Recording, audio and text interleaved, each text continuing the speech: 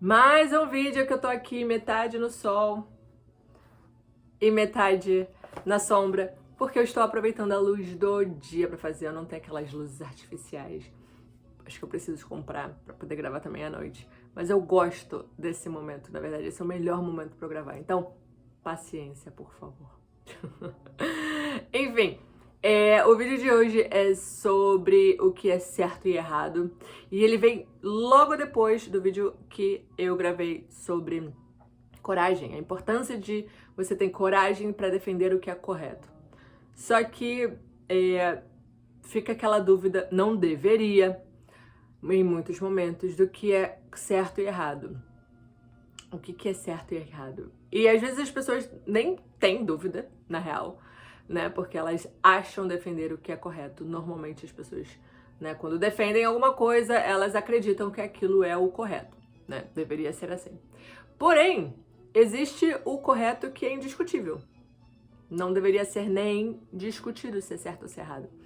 Só que ainda assim, muitas pessoas se colocam assim num debate do que é certo e errado. Então, aqui Sensei traz pontos muito claros sobre o que é certo e errado.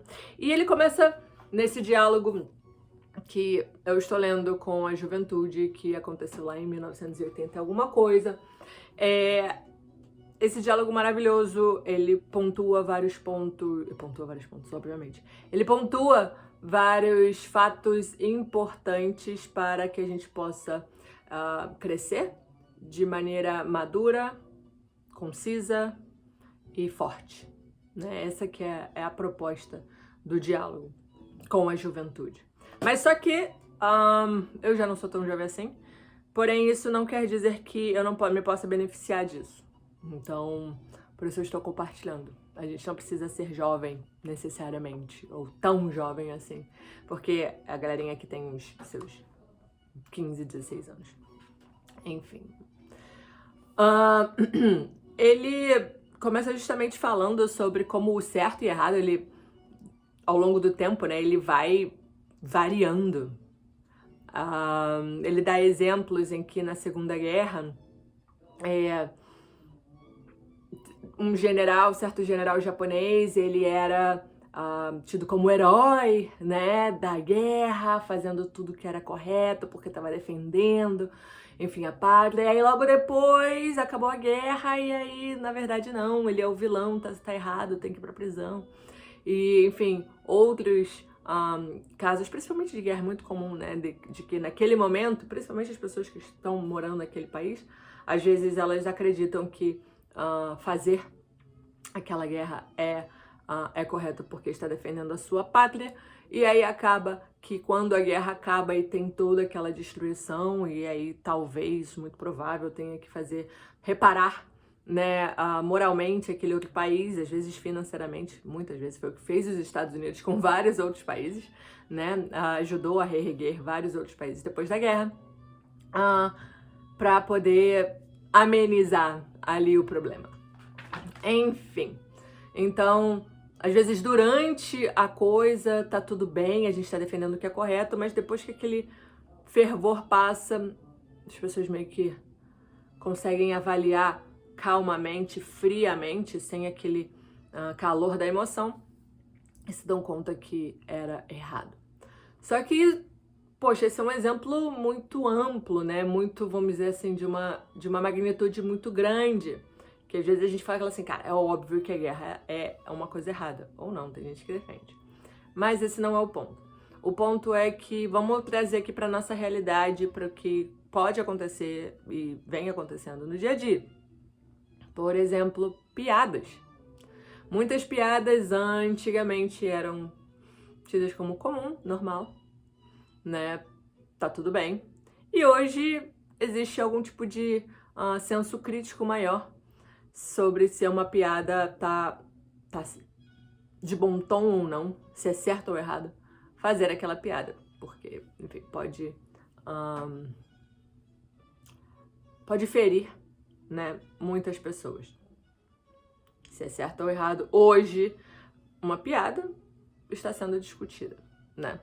Então, esse é o que eu quero só trazer pra gente entender como que o certo e errado pode variar de acordo com o tempo.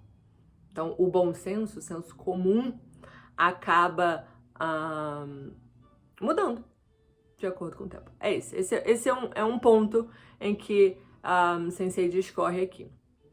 Só que tudo bem. Existem outras coisas que aconteceram também durante o tempo, né? Que, por exemplo, sei lá, casar por amor era errado. Na verdade, não era nem uma questão de errado. Só que não era nem discussão. Era tipo, casar por amor? Não, você vai casar com essa pessoa aqui porque vai trazer benefícios. As nossas famílias se unindo vai trazer benefícios para a gente. Ponto final. E era com, sei lá, 13 anos de idade. Inclusive, isso acontece ainda em algumas culturas. As mulheres são vendidas, meninas ainda, né? São praticamente vendidas para poder casar com essa outra, com esse rapaz que, enfim, de alguma maneira vai beneficiar a família dela. Então, isso antes, hoje ainda é uma prática comum em algumas culturas, mas antigamente era o normal, era o correto. Não existia, você ama. Tá, legal, mas não, você vai casar com esse aqui que eu escolhi pra você. Então isso era comum. Outra coisa era, por exemplo, tatuagem. Tatuagem era um absurdo. Era aqui no Japão ainda é bastante mal visto, mas existe já minimamente uma aceitação, principalmente se você não é japonês, se você usa, porque eles já entendem que tatuagem em outras culturas é algo comum. Então, eles não olham para estrangeiros com tatuagem de uma maneira muito ruim, não é o comum. Porém, se você é japonês e tem tatuagem à mostra, isso pode ser muito mal visto. Só que, de maneira geral, nos países do Ocidente, tatuagem também foi um dia visto de maneira muito, muito, muito ruim. E hoje é mais assim, às vezes até, né? Caramba, que legal, olha só, você tem tatuagem, que bonito. Enfim, e vira um artigo, né? De um acessório no corpo permanente. E hoje não é uma coisa errada. Não é necessariamente certo, mas também não tá errado, né? Outra coisa muito interessante era ser canhoto. Eu sou canhota e antigamente as pessoas eram obrigadas a aprender a escrever com a mão direita, porque com a mão esquerda era errado. E, enfim, eu não sei se é verdade, mas eu já ouvi casos de que realmente a pessoa apanhava, né? A minha mãe, inclusive, ela me fazia colocar as coisas ou escrever no início. Nossa, eu me lembro disso. Ela falava assim, não, é com essa mão aqui, é com a direita, não, é com a... Eu não conseguia, eu pegava o lápis, né, com a mão esquerda. E olha só que curioso, hoje, obviamente, isso não é um problema. Ser canhoto não é um problema, não é errado, né? Hoje em dia faz parte de ser certo também. Enfim, esses são uns exemplos em que a gente pode entender que o que é certo e errado varia de acordo com o tempo. Só que vamos ser justos, isso aqui a gente não precisa nem parar muito tempo para pensar no que é certo e errado. Porque se não está beneficiando a mim e a outras pessoas, atenção. Se não está trazendo benefício, tem que ter muita atenção. É uma definição, é uma mínima que a gente precisa para poder entender o que é certo e o que é errado. Não precisa ter muita filosofia por trás. Se não está beneficiando também outras pessoas, provavelmente isso não está muito ok, né? Sobre o que é errado, eu vou ler para vocês aqui o que ele comenta. Vou ler essa parte toda, né? Uma mínima e necessária definição do que seria correto é que ele seja feito em benefício e do bem-estar de outros, da sociedade e da humanidade como um todo. e que possa contribuir para a felicidade e para a paz. O que constitui o errado? Matar, roubar, mentir, invejar, acusar os inocentes, o egoísmo, a destruição. Em outras palavras, pensar somente em si ou em um grupo limitado de indivíduos. Então, se a gente tá lutando por alguma coisa, isso eu não vou nem entrar aqui em coisas muito políticas, não. Pense muito bem. Se existe uma luta que está beneficiando somente um grupo muito limitado de indivíduos e não toda a sociedade, talvez isso não necessariamente seja o correto. É isso. Quando a gente está lutando pelo certo, a gente está beneficiando todo mundo. Tá bem? Não tô pensando somente. Vou até tomar aqui pra você digerir um pouquinho e pensar sobre o que você gosta de defender. Difícil essa, hein? Isso me fez... Quando eu tava pensando, eu pensei... Quando eu tava lendo, eu pensei bastante sobre isso. Eu fiquei, caraca. Eu já fui essa pessoa, né? De grupinhos. Eu já fui essa pessoa. E pode ser chato. Não se eu estiver dentro do meu grupo. Dentro do meu grupo isso é totalmente aceitável, obviamente. Mas aí quando a gente vai parar pra defender isso com outras pessoas, isso acaba falando assim, cara, não. Enfim. Então, é muito óbvio. Como eu falei, eu não preciso fazer um vídeo de meia hora tentando te convencer o que é certo e o que é errado. É muito simples. Se tá beneficiando e beneficiando a todas as pessoas, de maneira geral, faz sentido aquilo, né? Então, o que o sensei vai falando, né, é que a gente, ele fala o seguinte, devemos fazer com que as rodas que movem o mundo rumem em direção a uma transformação fundamental. É preciso que façamos isso em todos os níveis. Individual. Então, eu tô fazendo o correto, que é pra mim, correto? Então, eu tô cuidando da minha saúde, eu tô comendo bem, eu tô dormindo bem, eu tô me hidratando, eu tô estudando, eu tô observando a minha mente, eu tô fazendo a minha oração, eu tô buscando ser uma pessoa melhor, trabalhando com afinco. Isso é no âmbito individual, familiar. Dentro da minha casa, com a pessoa que eu amo, com as pessoas que eu convivo diariamente, eu realmente estou sendo uma boa esposa, mãe, filha. Tem que pensar sobre isso. As minhas atitudes estão sendo de valor para aquilo ali, para aquele ambiente?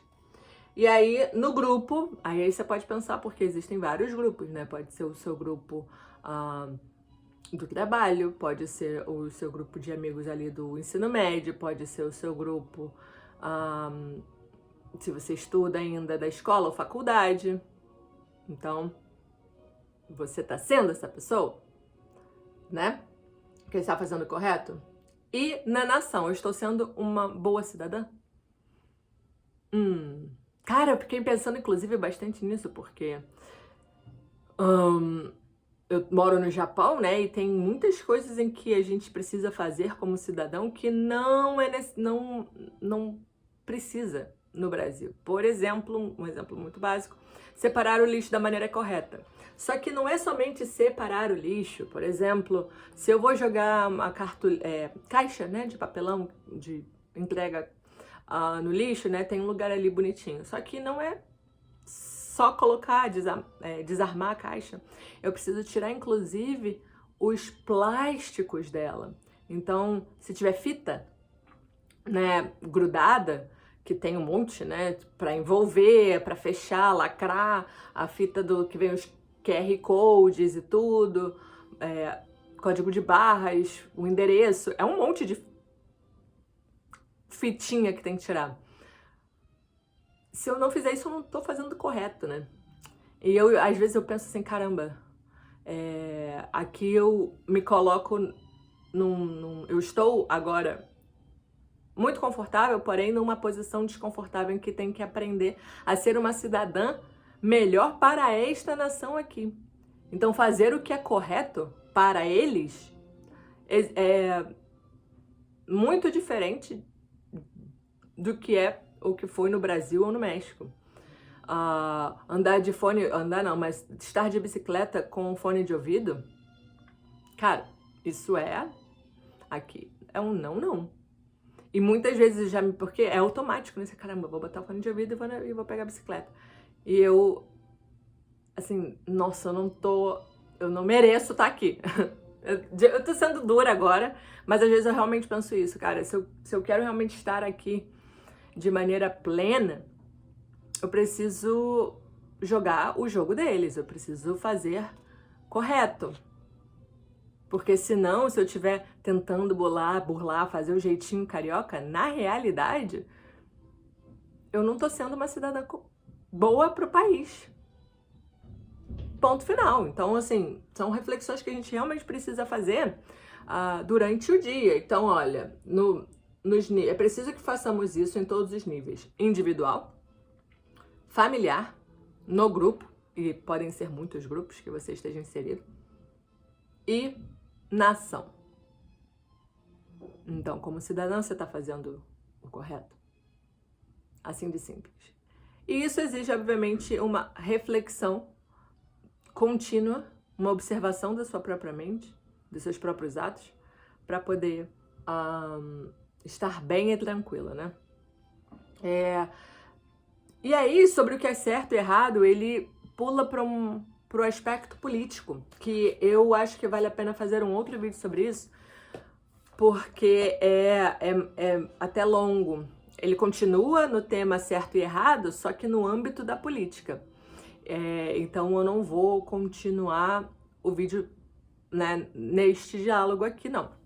Só que agora trazendo aqui para a prática do budismo, quando a gente escuta, aprende sobre esses temas em que a gente precisa observar nossa mente para ser pessoas melhores, se resume na prática do nosso do Daimoku, que é a recitação de Nam-myoho Renge-kyo, eu preciso justamente buscar elevar o meu estado de vida, minha condição de vida, para que quando eu não esteja orando, né, pensando e meditando sobre isso, eu realmente possa agir de acordo.